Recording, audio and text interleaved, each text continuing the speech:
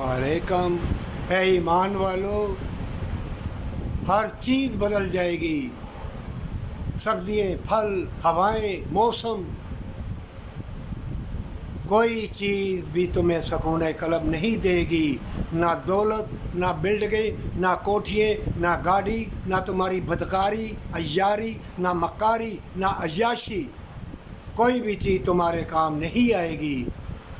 अगर तुम समझते हो कि दौलत और शोहरत की वजह से बिल्डिंगें बना के लोगों का माल असबाब खा के बच जाओगे, नहीं, मौत तुमको आन के रहेगी।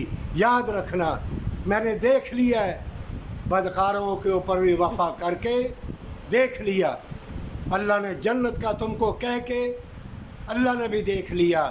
ये तुम्हारी करतूतों की वजह से ये मौसम, ये हवाएं, ये रंग बिरंगी चीज़ें, ये सब्जियाँ, फल, इनमें बेवफाई, इनमें कजी, इनमें ज़िल्लत तुम्हारे लिए आ गई है। जान लो, जो बदकार, अय्यार, मक्कार होगा, सब्जियाँ, फल उसके हाथ में आते ही अपनी वफा, मोहब्बत, प्यार बदल देंगी।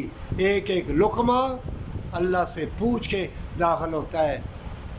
अब भी वक्त है, अपना आप अल्लाह के सुपुर्द कर दे सच्ची तौबा के साथ, और किसी को बुरा ना कहे।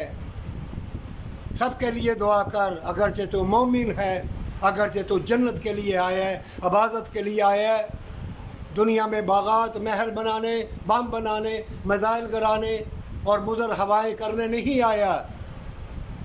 ज़ालिम लोग तभी दुनिया में तुम्हें मिटाएंगे जब तुम्हारे अंदर अय्याशी, मक्कारी, बेहयाई और दुनिया की नशेब व फराज का लालच तुम्हारे अंदर जब छा जाएगा, तभी समझ लेना मौत से पहले तुम्हें मौत आ जाएगी और तुम्हारी उल्फत, प्यार सब अंधी हो जाएगी। अब भी तौबा कर ले, अल्लाह तुम्हारे साथ है। हदीसों में लिखा हुआ है, अगर अच्छा सोचेगा नेकी के दरवाज़े में दाखिल हो जाएगा।